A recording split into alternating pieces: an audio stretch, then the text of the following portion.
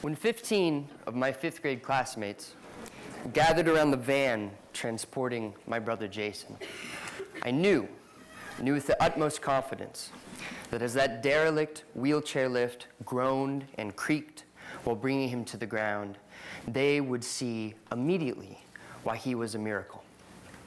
Kissing and winking and moving his head vigorously from left to right, he beamed a joy and a peace that elicited smiles from people of every sort. But that day, one face did not crack a smile. One boy, who I will call B, said outside of earshot to me, but not so to my mother, "He drools just like his brother." Yet I now question, what precisely was that statement to mean? And why drooling? Drooling was not the only, and definitely not the most significant sign that my brother was born with cerebral palsy, muscular dystrophy, and hydrocephalus, among other things. My family had been told by more than one doctor that my brother Jason had a 95% chance he wouldn't live to be 1. So why drooling? And more importantly, do I, in fact, drool like my brother Jason? When people who the medical community call able-bodied, people like me, when we encounter or even reflect upon people who fall on the other side of that category, people with disabilities, we often respond as B did. We stare, we pity, we even despise. It is not uncommon for people with disabilities to report being told by an able-bodied person, report being told to their face and without a sense of insult, "I'd rather be dead than in your situation." How is this possible? Through this story of my brother Jason and this boy, B, I want to share with you today how I came to understand that while the medical community and society in general say, Jason, disabled, Joel, able, it's not so simple, because our bodies are not what we think. So Joel, you might say to me, fine, what lesson am I to take from this story? In fact, what lessons in general is one to take from stories and facts about people with disabilities? If you think about it for just 1 second, nearly every media representation of people with disabilities, and even some TED Talks, frame it as a story of inspiration, of beating the odds, of look what technology can do. Isn't that what I meant when I called Jason a miracle? No.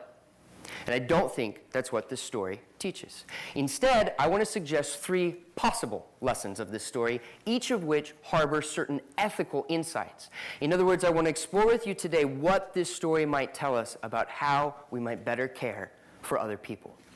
Lesson number 1 will be coming up very soon. We all will likely experience disability. You wake up one morning to a sharp pain in your lower back. You go into the doctor. You find out it's a herniated disc. You have a surgery. The surgery is semi-unsuccessful. You are now what's called a chronic pain sufferer. Or you wake up one morning, there's lethargy and numbness in your body. You go into the doctor. They can't figure out what it is. They run these tests. You begin to lose mobility. You go into more doctors. You have more tests. You're diagnosed with multiple sclerosis. And boom, you are now what is called disabled. The ease with which the able body can become the disabled body, it's astonishing. The U.S. Department of Health and Human Services estimates that there are at least 54 million Americans living with disabilities. That's 1 in every 5 people. The HHS goes on to clarify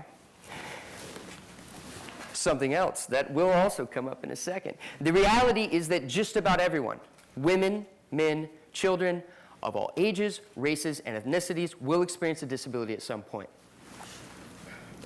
But these facts don't just attest to the vulnerability of our bodies, which is how we usually interpret them, but also the body's variability, its possibilities, its differences. What we can and cannot do defines who we are. But is not what we can and cannot do, and thus who we are, also defined and affected by everything around us? Whereas this first possible lesson relies upon an individualistic and a narrowly medical understanding of disability, what about the social aspects? And this leads to possible lesson 2. We all are in some way disabled. What do I mean? Go into a podiatrist. You'll find that most of our feet pronate or supinate. If scoliosis is defined as anything other than ruler straight, you'll find that most of us actually have curved spines. But these revelations about norms that most of us do not in fact fit, these are still individual. These are still medical. What about the fact that I can't get from the first floor to the second floor without stairs? A form of architecture that by establishing a certain type of access functionally disables certain people, functionally restricts them from access. There is nothing intrinsically disabling about using a chair to get around. Most of us prefer chairs most of the time, as you are all exemplifying so well right now. But what these examples show is that while you or I may have never applied the term disability to ourselves, that's not because of your body. That's due to societal factors.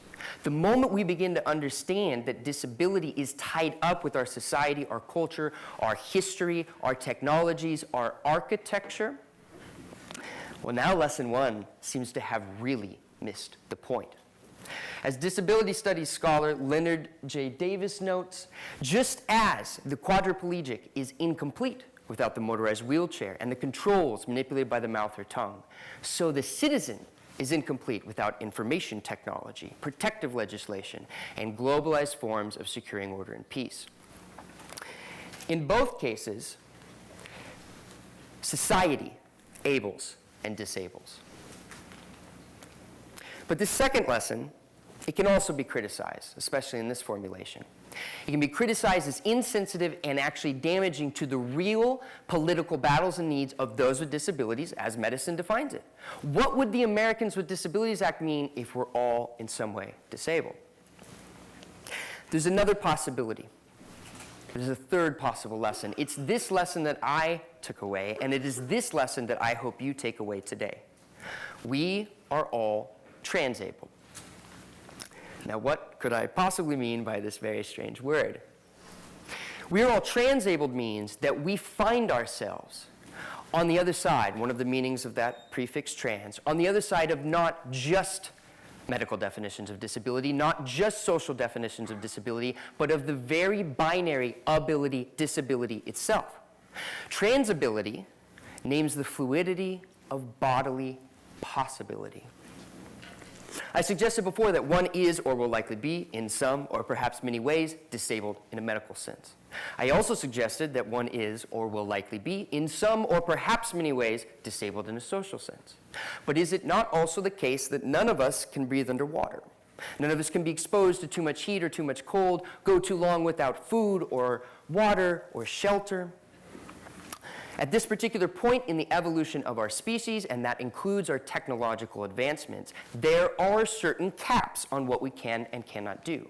Now, granted, these are moving caps, but we usually call them natural limitations. But the whole point of transability is that none of these factors, not a single thing I have talked about today, can ever in and of itself fully explain just how the power relations of the binary ability-disability function. Power relations that are used on the one hand to praise people and on the other to exclude them, to stigmatize them, and to dehumanize them.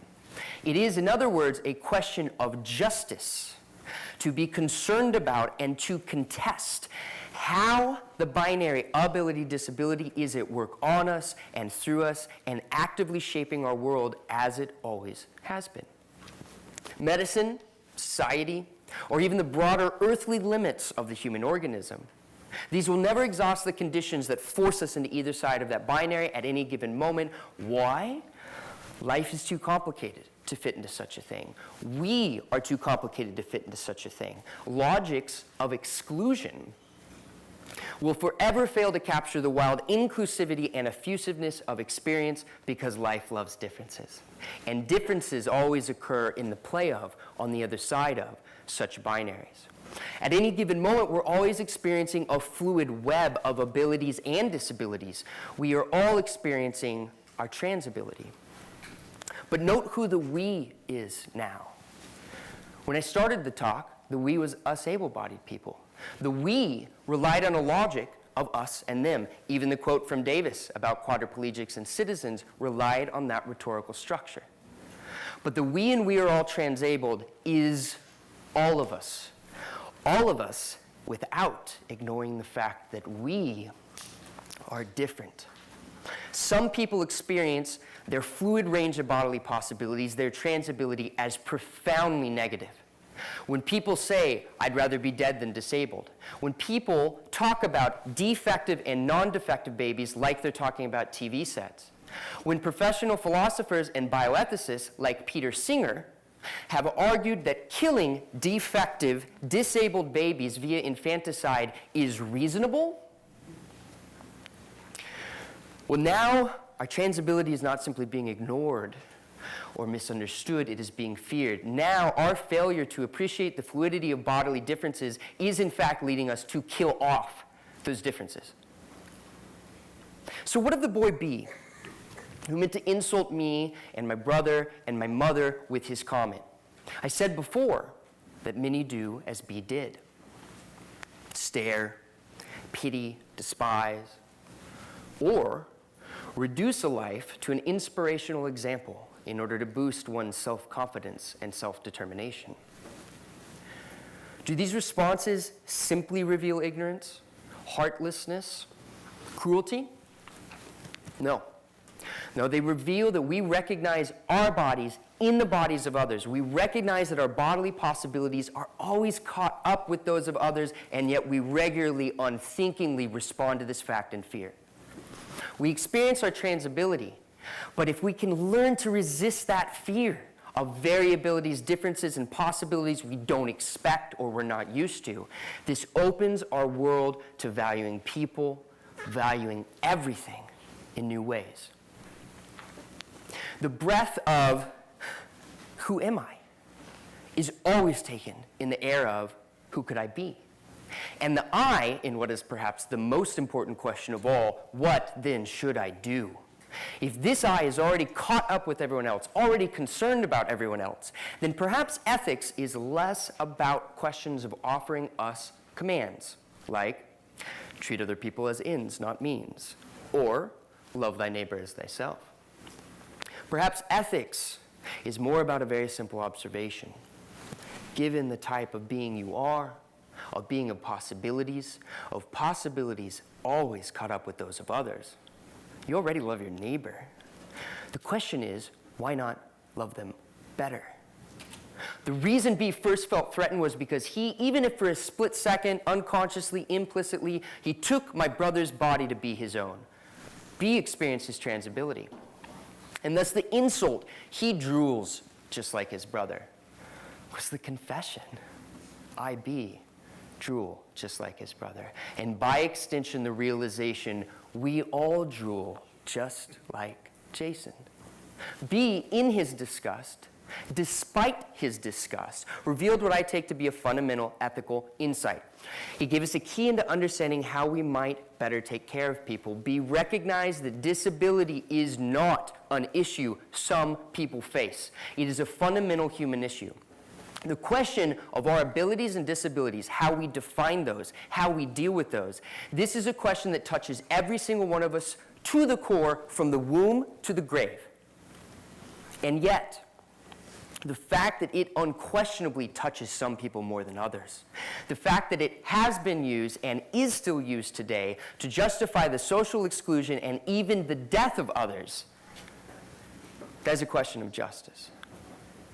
And accordingly, we ought to be concerned about the full range of bodily possibilities, possibilities which intersect with categories that we call race, gender, sexuality, nationality, ethnicity, class. Still, you might say to me, okay, Joel, why again ought I to be concerned about not just people with disabilities, but people with bodily possibilities and differences and variations of all sorts? As a transabled being, you already care. The question is, why not care better? I want to dedicate this talk to the living memory of my brother Jason. I said before that Jason was a miracle. And that's true. Jason's life, that he lived at all, that he lived as long as he did, it was miraculous. Jason was also a miraculous person. His love was unbelievable, and I wish you all could have experienced that. But Jason was also a miracle because of my family. My mother, Gail, my father, Alan, Papa Jack, Grandma Babe, Papa Dave, Grandma Eleanor, and also because of other families, the Rustads, the Conways. Also, near the end of his life, because of his caregivers, who loved him so much. And also because of businesses in our community. The Home Builders Association of Lane County, especially Dan and Ed.